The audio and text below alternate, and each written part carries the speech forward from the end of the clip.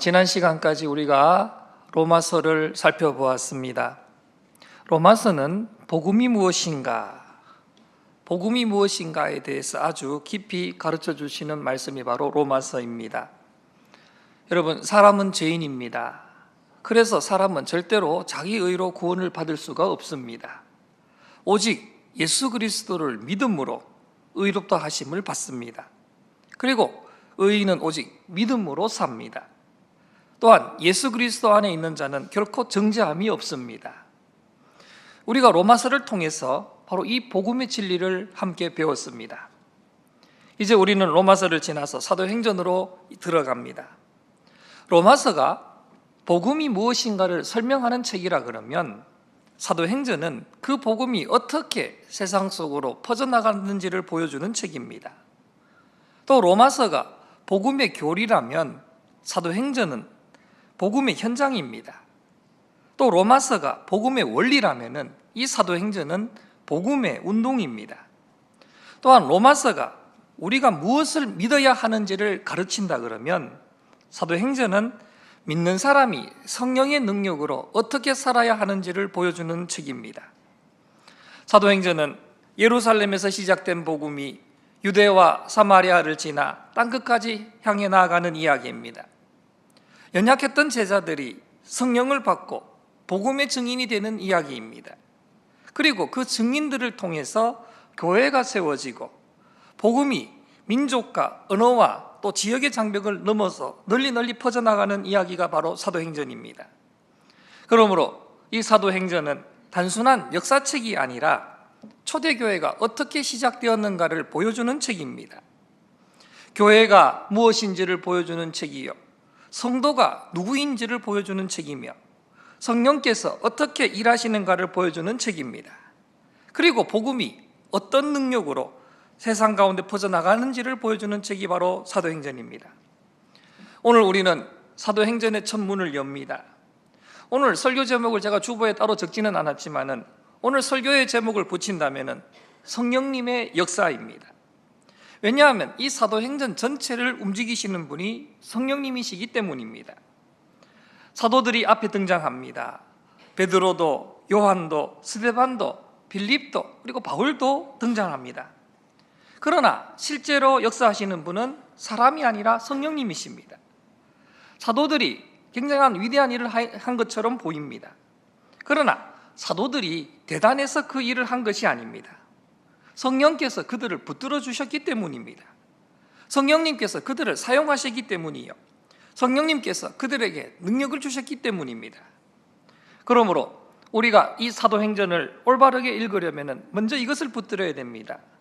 바로 사도행전은 성령님의 역사입니다. 사도행전은 성령님의 역사라는 이 사실을 우리는 붙들어야 됩니다. 사도행전은 말 그대로 사도들의 행전입니다. 그러니까 사도들이 한 일을 기록한 책이지요. 그런데 사도행전이라고 해서, 사도들의 행전이라고 해서 단순히 사도들이 한 일을 기록했는 책이라고 보게 되면은 이 사도행전을 우리는 다 설명할 수가 없습니다. 왜 그렇습니까? 바로 하나님의 일은 사람이 하는 일이 아니기 때문입니다. 그러면 누가 행하셨습니까? 성령님께서 역사하신 것입니다. 그렇다면 여러분, 그럼 이 사도행전을 성령행전이라고 불러도 되겠습니까? 사도행전을 성령행전이라고 부르는 건 어느 정도 맞는 말입니다. 그러나 그것만으로도 부족합니다. 왜냐하면 성령님께서는 사람을 사용하셨기 때문이요, 사도를 통해서 역사하셨기 때문이요, 연약한 사람을 붙드셔서 복음을 증거하셨기 때문입니다. 그러니까 사도행전은 무엇입니까? 성령님께서 사람을 사용하셔서 복음을 증거하게 하신 역사입니다. 성령님께서 사도들을 통해서 예수 그리스도를 증거하게 하신 역사입니다. 성령님께서 교회를 세우시고 복음을 땅끝까지 전하게 하신 역사가 바로 사도행전입니다. 그러니까 성령님을 통해서 사도들이 복음의 증인이 되었습니다. 이 성령님을 통해서 두려워하던 자들이 담대해졌습니다. 또 이 성령님을 통해서 숨어있던 사람들이 세상 앞으로 나오게 되었습니다. 또한 성령님을 통해서 비겁했던 사람들이 순교의 자리까지 나아가게 되었습니다. 이것이 바로 사도행전입니다. 어떤 신학자가 아주 재미있는 표현을 했습니다. 말씀은 화약이고 성령님은 불이고 사람은 대포를 쏘는 자다라고 이야기를 했습니다. 실제로 대포를 쏘려면 화약이 있어야 되고요, 불이 있어야 되고, 또 그 불을 보조 쏘는 사람이 있어야 됩니다. 이 세 가지가 다 있어야 대포를 쏠 수가 있습니다. 화약만 있어서도 안 되고, 불만 있어서도 안 되고, 사람만 있어서도 안 됩니다. 다시 말씀드려서 말씀이 있어야 됩니다. 그리고 성령의 불이 있어야 됩니다. 그리고 그 말씀과 성령에 순종하는 사람이 있어야 됩니다. 이 세 가지가 있을 때에 복음의 능력이 나타나게 되는 것입니다. 복음의 능력이 나타나면 교회가 살아나고 사람이 변화되고 세상이 흔들리게 되어 있습니다. 사도행전은 바로 말씀의 역사, 성령의 역사, 그리고 성령께 붙들렸던 사람들의 역사인 것입니다. 바로 이 세 가지가 결합된 역사가 바로 사도행전입니다. 사도행전은 대체로 주후 60년대 초반에 기록된 것으로 학자들이 분석하고 있습니다. 그런데 그 시대는 대체로 우리 로마 제국 앞에서 기독교인들이 박해를 받았던 시기입니다. 그래서 이 사도행전을 보면은 박해받는 이야기들이 참 많이 나옵니다. 감옥에 갇히는 이야기, 매맞는 이야기, 순교하는 이야기들이 나옵니다. 그런데 여러분, 참으로 놀라운 것은요, 이렇게 박해가 심했지만은 이 박해가 복음을 막지 못했다라는 사실입니다. 사람들이 교회를 핍박했습니다. 그러나 교회는 없어지지 않았습니다. 사람들이 복음 전하는 사람들을 감옥에 집어넣었습니다. 그러나 복음은 감옥에 갇히지 않았습니다. 사람들이 사도들을 죽이려고 했습니다. 그러나 그렇게 죽이려고 할수록 복음은 더 멀리 전파되었습니다. 이것이 바로 성령님의 역사입니다. 그러나 여러분, 사람의 힘으로는요, 박해 앞에서 무너지게 됩니다. 사람의 열심으로는 오래 가지를 못합니다. 또한 사람의 결심으로는 죽음 앞에서 흔들리게 되어 있습니다. 그러나 성령께서 붙드시면 다르게 역사합니다. 성령님께서 역사하시면 감옥도 복음을 막지를 못합니다. 박해도 복음을 막지 못하고 죽음도 복음을 막지를 못합니다. 사도행전은 누가가 기록한 책으로 알려져 있습니다. 근데 여러분 기억하셔야 될 것은요, 여기에 누가는 예수님의 12제자 중에 한 사람이 아닙니다. 여러분 혼돈하시면 안 됩니다. 사도행전의 저자는 누가입니다. 근데 이 누가는 의사였습니다. 그리고 사도 바울을 도와주었던 동역자입니다. 의사는 대체적으로 좀 섬세합니다. 왜 의사들이 섬세할까요? 작은 실수 하나가 생명을 다치게 할 수 있기 때문에 대체로 의사들은 섬세합니다. 환자의 상태를 잘 살펴야 되고 증상을 잘 봐야 되고 기록도 정확해야 됩니다. 바로 이 사도행전을 기록한 누가가 그런 사람이었습니다. 그래서 이 누가는 예수님의 일과 초대교회의 일을 아주 세밀하게 기록을 했습니다. 우리가 알고 있는 누가복음도 바로 이 누가가 기록한 것입니다. 누가복음에 기록한 누가는 예수님의 제자가 아니에요. 바로 이 사도행전을 기록한 누가입니다. 사도행전도 누가가 기록했습니다. 그러니까 이 누가복음과 사도행전은 서로가 이어지는 책입니다. 누가복음은 예수님께서 이 땅에 오셔서 행하고 가르치신 일을 기록한 책입니다. 그리고 사도행전은 부활하시고 승천하신 예수님께서 성령을 통해서 계속 일하시는 역사를 기록한 책이 바로 사도행전입니다. 예수님께서 승천하셨다고 해서 주의 일이 멈춰진 것이 아닙니다. 예수님께서 하늘에 오르셨다고 해서 교회를 버려둔 것이 아닙니다. 예수님께서는 성령을 보내셔서 지금도 교회 가운데 역사하고 계십니다. 그래서 이 사도행전은 과거의 책만이 아닙니다. 오늘도 계속되는 책이 바로 사도행전입니다. 오늘도 성령님께서는 교회 가운데 역사하고 계십니다. 오늘도 성령님께서는 사람을 부르고 계십니다. 오늘도 성령님께서는 우리를 복음의 증인으로 세워가고 계십니다. 자, 오늘 본문 1절 말씀을 한번 보시기 바랍니다. 1절 말씀 함께 읽도록 하겠습니다. 시작. 데오빌로여, 내가 먼저 쓴 글에는 무릇 예수께서 행하시며 가르치시기를 시작하심부터. 아멘. 자, 이 1절을 보시면은 데오빌로요라는 말로 시작이 됩니다. 누가복음 1장 3절을 여러분 보시면은요, 누가복음 1장 3절에도 데오빌로 각하에게라는 말이 나옵니다. 이 각하라는 말은 높은 사람에게 붙이는 말입니다. 요즘 우리 한국 사회는 이 각하라는 말을 잘 안 쓰죠. 제가 어릴 때만 해도 대통령을 부를 때 각하라고 불렀습니다. 그러니까 이 각하라는 말은 높은 사람을 지칭하는 것인데, 데오빌로는 당시 로마 사회 안에서 상당한 지위가 있었던 사람으로 볼 수가 있습니다. 그런데 어떤 사람들은 이 데오빌로가 실제의 인물이 아니고 상징적인 이름이라고 말하는 사람들도 있습니다. 왜 그렇게 이야기를 하냐면 데오빌로라는 이름에는 하나님을 사랑하는 자, 또 하나님의 친구라는 뜻이 있기 때문입니다. 정확히 이 데오빌로가 어떤 사람인지는 우리는 다 알 수는 없습니다. 그러나 중요한 것은 이 누가가 이 사람에게 예수님의 일과 초대교회의 역사를 분명하게 전하려 했다라는 것입니다. 자, 이것은 성경이 막연한 그런 이야기가 아니라는 것을 보여주는 것입니다. 성경은요, 허공에 떠 있는 이야기가 아니라, 신화가 아니라 역사 속에서 기록된 하나님의 말씀입니다. 하나님은 실제 사람을 통해 일하셨습니다. 실제 시간 속에서, 실제 사건 가운데 일하셨습니다. 그래서 누가는 1절에서 내가 먼저 쓴 글에는 이라고 말을 하고 있습니다. 자, 여기서 먼저 쓴 글은 바로 누가복음을 말하는 것입니다. 그러면 이 누가가 누가복음에 무엇을 썼습니까?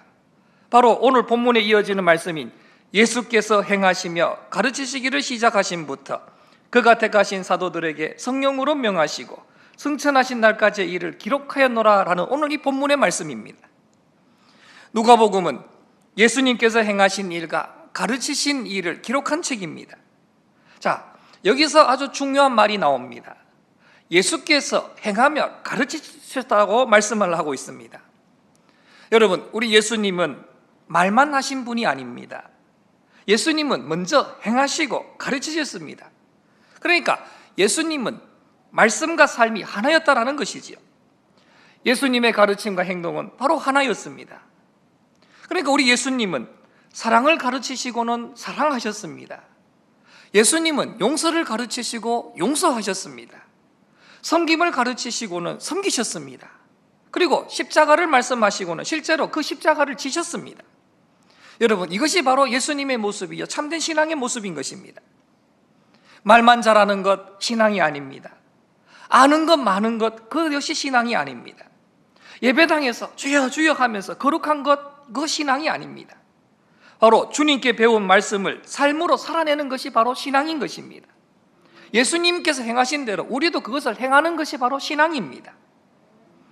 우리가 교회 일을 하다 보면은 무엇이 옳으냐를 두고 논쟁할 때가 종종 있습니다. 그럴 때 기준이 무엇일까요? 예수님께서 어떻게 하셨는가? 예수님께서 무엇을 중요하게 여기셨는가? 예수님께서 어떤 길을 걸어가셨는가? 여러분, 이것을 생각하게 되면요, 우리는 논쟁할 필요가 없는 것입니다. 무엇입니까? 예수님께서 행하신 대로 그대로 하면 되는 거예요. 성경에는 예수님의 3대 사역이 소개되고 있습니다. 아마 여러분 1:1 제자 양육하시면서 다 한 번씩 다뤘던 부분이죠. 첫 번째는 예수님은 복음을 전하셨습니다. 둘째는 예수님은 말씀을 가르치셨고요. 세 번째는 예수님은 병든 자를 고치셨습니다. 복음 전하시고 말씀 전하시며 치유하셨습니다. 자, 여러분, 교회도 마찬가지입니다. 교회도 이 일을 해야 됩니다. 교회는 복음을 전해야 되고 말씀을 가르쳐야 되고 상한 영혼을 치유해야 되는 곳이 바로 교회입니다. 그런데 어떤 교회는요, 복음만 전하면 된다라고 생각하는 교회들도 있습니다. 물론 복음 전하는 것 중요합니다. 사람이 예수 믿고 구원받는 것만큼 중요한 일이 어디에 있겠습니까? 그러나 복음을 전해서 사람들이 교회에 나오면은 그 다음에는 가르쳐야 되는 것입니다. 말씀을 가르쳐야 되고 성경을 가르쳐야 되고 그리고 예수님의 제자로 세워야 되는 것입니다. 교회에서는 성경 66권을 가르쳐야 되고 하나님이 누구신지, 죄가 무엇인지 가르쳐야 됩니다. 구원이 무엇인지, 예수님이 누구신지, 성령님이 어떻게 역사하시는지를 가르쳐야 됩니다. 그리고 교회가 무엇인지, 성도가 어떻게 살아야 되는지 가르쳐야 됩니다. 그래서 이 가르침을 통해서 예수님의 제자를 만들어 나가는 것입니다. 그리고 그 안에서는 더 나아가서 치유의 역사가 함께 일어나야 됩니다. 몸의 질병만 고치는 것이 아니라 마음의 상처가 함께 치유되어야 됩니다. 죄로 무너진 영혼이 회복되어야 됩니다.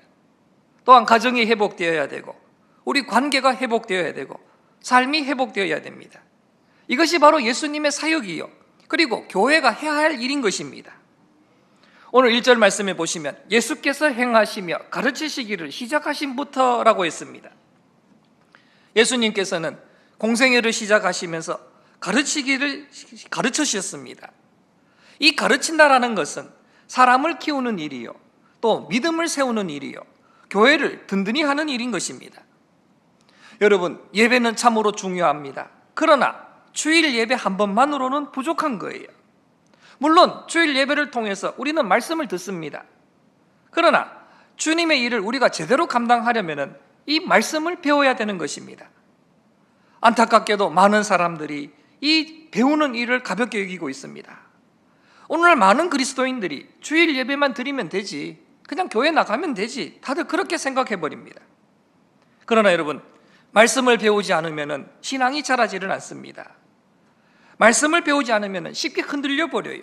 세상 말에 끌려가게 되어 있습니다. 그래서 특별히 이 수요 예배는 말씀을 깊이 배우는 그러한 시간입니다. 주일 예배 때는 모든 성도들이 함께 신앙의 수준의 차이가 있기 때문에 말씀을 조금 더 쉽게 전하려고 합니다. 그러나 오늘 이 수요 예배 같은 경우에는 어느 정도 신앙생활 하시는 분들이 참석하시기 때문에 말씀을 조금 더 깊이 다룰 수가 있습니다. 또한 여러분, 목장 모임은 말씀을 나누고 은혜를 나누는 시간입니다. 또 우리 교회가 진행하고 있는 성경대학은 목사님들과 함께 하나님의 말씀을 배우는 시간들입니다. 교회 학교가 무엇입니까? 우리 자녀들에게 하나님의 말씀을 심는 자리가 교회 학교입니다.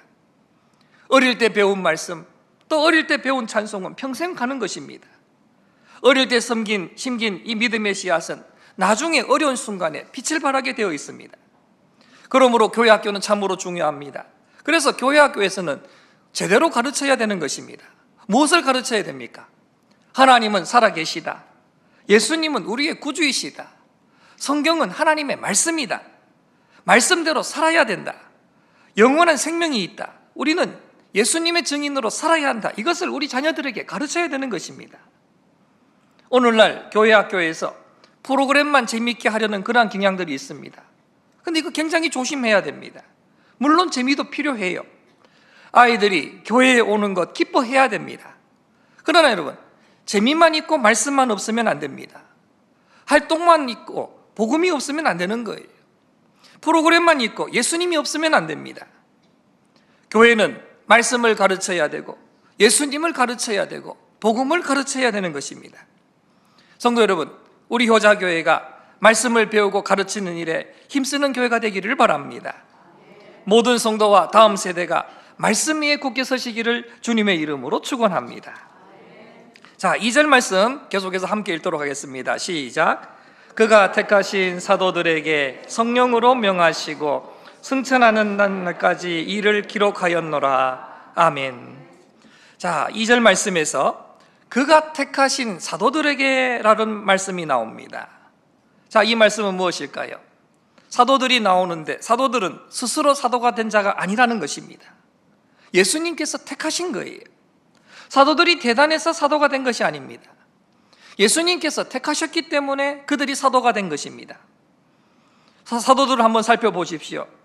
그들은 세상적으로 볼 때 훌륭한 사람들이 아니었습니다. 갈릴리의 어부들이었습니다. 배우지 못한 사람도 있었고요, 성격이 아주 급한 사람도 있었습니다. 믿음이 약한 사람도 있었고 예수님을 버리고 도망간 사람도 있었습니다. 예수님을 3번이나 부인한 사람도 있었습니다. 그런데 예수님은 그들을 택하셨습니다. 그리고 그들을 사도로 세워주셨습니다. 이것은 무엇을 말합니까? 이것이 바로 은혜라는 거예요. 부족하고 연약하지만 주님께서 세워주시면 주의 일을 감당할 수 있는 그러한 능력을 부여받는다는 것입니다. 오늘 우리도 마찬가지입니다. 여러분, 우리가 대단해서 주님께서 쓰시는 것이 아닙니다. 주님께서 불러주셨기 때문에 쓰임받는 것입니다.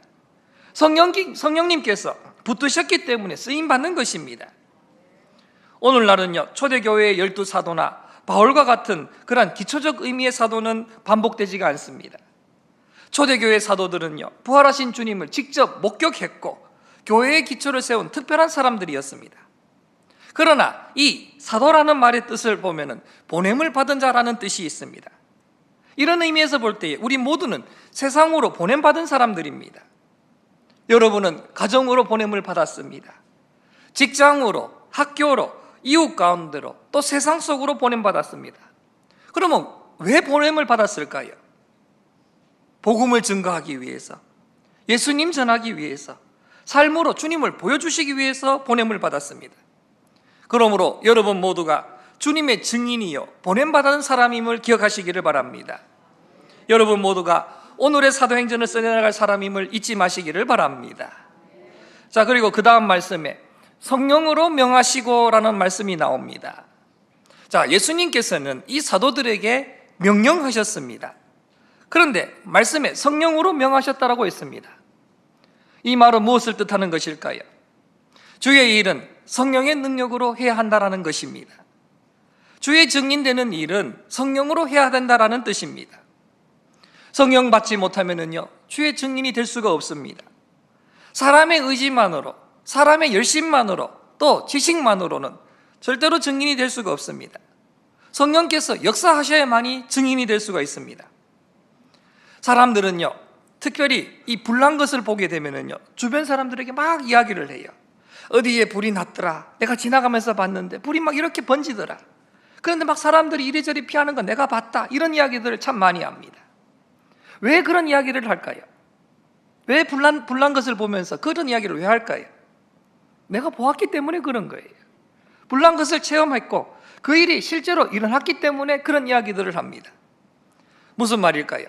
바로 증인은 본 것을 말하는 사람이요, 들은 것을 말하는 사람이요, 경험한 것을 말하는 사람이 바로 증인입니다. 그래서 성령님이 우리 안에 오시게 되면은 우리는 예수님을 말할 수밖에 없는 것입니다. 내가 만난 주님을, 내가 받은 그 은혜를, 내가 경험한 그 구원을 말할 수밖에 없는 것입니다. 이것이 바로 증인의 삶입니다. 여러분, 제자들이 어떻게 해서 힘을 갖게 되었습니까? 그들은 실패자였습니다. 그런데 부활하신 예수님을 보았기 때문에 그들은 힘을 갖게 된 것입니다.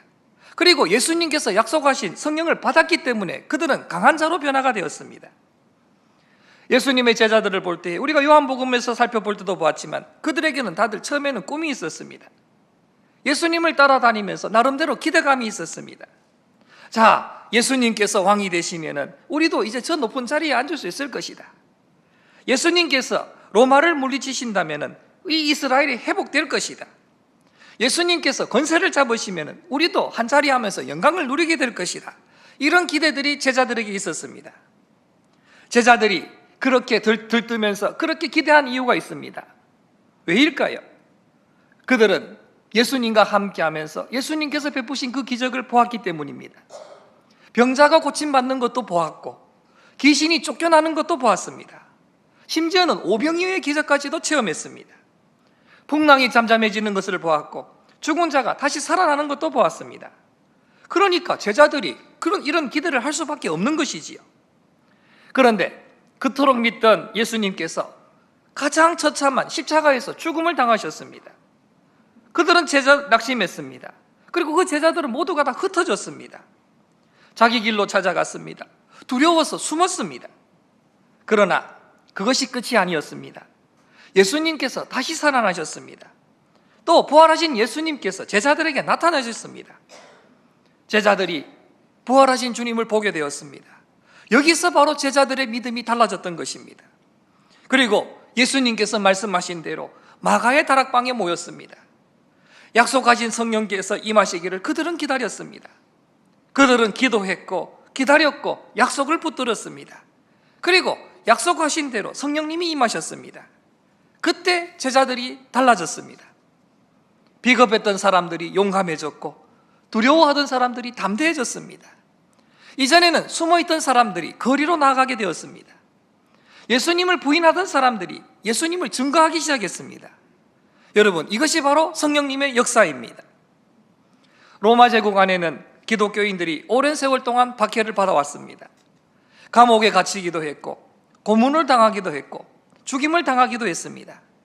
그러나 기독교인들은 믿음을 굽히지 않았습니다. 왜 그들이 그렇게 고통 가운데서도 믿음을 굽히지 않았을까요? 바로 부활의 신앙이 있었기 때문입니다. 성령의 체험이 있었기 때문이요, 영원한 생명에 대한 확신이 있었기 때문에 그들은 그 고난들을 겪으며 이겨낼 수 있었던 것입니다. 여러분, 사람이요, 이 땅에서의 생명만이 전부라고 생각하면요, 박해 앞에서는 무너질 수밖에 없습니다. 그러나 부활을 믿는 사람은 다릅니다. 영원한 생명을 믿는 사람은 성령께서 내 안에 계심을 아는 사람은 삶 자체가 다른 것입니다. 오늘도 우리가 말씀대로 순종하는 비결이 바로 여기에 있습니다. 우리는 내 안에 오신 이 성령님을 체험해야 됩니다. 그리고 부활하신 주님이 살아계심을 믿어야 되는 것입니다. 또한 죽음 후에 영원한 생명이 반드시 있음을 여러분 확신하셔야 됩니다. 이 믿음이 있어야 세상 속에서 흔들리지 않고 또 여러 가지 다가오는 그런 유혹들을 이겨낼 수가 있습니다. 또한 이 믿음이 있어야 고난 가운데서도 복음을 붙들 수가 있는 것입니다. 여러분, 우리가 부활한다는 이 믿음을 여러분은 놓치지 마시기를 바랍니다. 또한 여러분들은 성령님의 역사를 사모하시기를 바랍니다. 그리고 주님의 증인으로 살아가시기를 바랍니다. 한국교회가 초기 선교부터 이 사도행전을 통해서 많은 은혜를 받았습니다. 사도행전에 나오는 그 역동적인 교회의 모습들을 보면서 한국교회는 초대교회 같은 교회를 사모했습니다. 그래서 이 한국교회는 사도행전을 배우면서 복음 전하는 일에 힘을 썼습니다. 그래서 많은 교회들이 세워졌습니다. 많은 영혼들이 주님께로 돌아왔습니다. 그리고 오늘날 한국교회는 세계 여러 나라 가운데서 선교사를 가장 많이 보내는 나라 중 하나로 변화가 되었습니다. 이 모든 것이 바로 하나님의 은혜인 것입니다. 하나님께서 이 민족을 사용하신 것이요, 하나님께서 바로 이 한국교회에 복음의 사명을 주신 것입니다. 사도행전을 우리가 시작하고 있는데 이 사도행전의 주제를 한마디로 말하면 무엇일까요? 너희가 내 증인이 되리라. 이것이 바로 사도행전의 주제입니다. 오늘 첫 시간 이 주제를 말씀드렸습니다. 이것을 꼭 기억하시길 바랍니다. 사도행전의 주제는 너희가 내 증인이 되리라라는 것입니다. 성령 받은 사람은요, 머물러 있지 않습니다. 복음 들고 나아갑니다. 교회는 그래서 정적인 공동체가 아니라 동적인 공동체인 것입니다. 보냄받은 공동체요, 복음 들고 세상으로 나아가는 공동체가 바로 교회입니다. 성도 여러분, 우리는 예수님의 사도로 보내받은 사람이요, 복음을 받아 세상으로 보냄받은 사람이요, 생명을 살리는 일에 쓰임받은 사람임을 잊지 마시기를 바랍니다. 내가 예수 믿고 구원받은 것을 우물물에 비교한다 그러면 성령님의 은혜를 받고 복음 전하는 사람은 생수의 강이 흘러넘치는 사람임을 기억하시기를 바랍니다. 한번 보세요. 우물은 어떻습니까? 한 곳에 고여 있습니다. 그러나 강은 흘러갑니다. 성령님이 임하시면은 은혜가 내 안에만 머물러 있지를 않습니다. 가정으로 흘러가고 이웃에게로 흘러갑니다. 또 여러분이 다니는 직장으로도 흘러가고 우리 교회에도 흘러오고 세상으로 흘러가게 되는 것입니다. 또한 성령님은 하나 되게 하시는 분이십니다. 성령님의 역사가 일어나면은 하나 되는 역사가 일어나게 되는 것입니다. 미움이 사라지고 시기와 질투가 무너집니다. 또 서로를 향한 사랑과 용서가 회복됩니다. 반대로 사탄의 영은 분열의 영입니다. 끊임없이 나누게 하고 서로 미워하게 만들어버립니다. 편을 가르게 하고 상처를 붙들게 하고 불신하게 만들어버립니다. 우리나라를 보면은 참 이 편 가르기가 참으로 많습니다. 남과 북이 갈려져 있습니다. 지역이 갈라져 있고요, 세대가 갈라져 있고 진보와 보수가 갈라져 있습니다. 생각은 우리를 하나 되지 못하게 합니다. 사상은 우리를 하나 되게 만들지 못하게 합니다. 또 정치적인 입장도 우리를 하나 되게 만들지를 못합니다. 그러나 여러분, 오직 성령님만이 우리를 하나 되게 하신다는 사실을 기억하시기를 바랍니다. 오직 복음만이 원수된 담을 허무는 것입니다. 오직 예수 그리스도의 십자가만이 서로 다른 사람들을 하나로 만드는 것입니다. 우리 믿는 사람에게는요, 장로교와 감리교보다 더 중요한 것이 있어요. 순복음과 성결교보다 더 중요한 것이 있습니다. 그것은 바로 뭐냐? 우리 모두가 다 예수 그리스도를 주로 고백하는 하나님의 백성이라는 사실입니다. 물론 교단의 그러한 색깔도 중요합니다. 그러나 이 또한 복음보다 앞서서는 안 되는 것입니다. 그리스도 안에서 하나됨을 깨뜨려서는 안 되는 것입니다. 성령님이 임하시면 교회가 하나가 됩니다. 서로 사랑하게 됩니다. 그리고 복음을 위해서 마음을 모으게 됩니다. 사도행전은 28장까지가 기록되어 있습니다. 그런데 많은 사람들이 이런 이야기를 합니다. 여러분 다 들어보셨을 거예요. 사도행전은 28장으로 끝난 책이 아니다. 사도행전은 29장까지 계속되고 있다. 이런 이야기들 아마 여러분들 다 들어보셨을 것입니다. 맞습니다. 사도행전은 지금도 계속되고 있습니다. 성령님은 지금도 역사하고 계십니다. 복음은 지금도 전파되고 있습니다.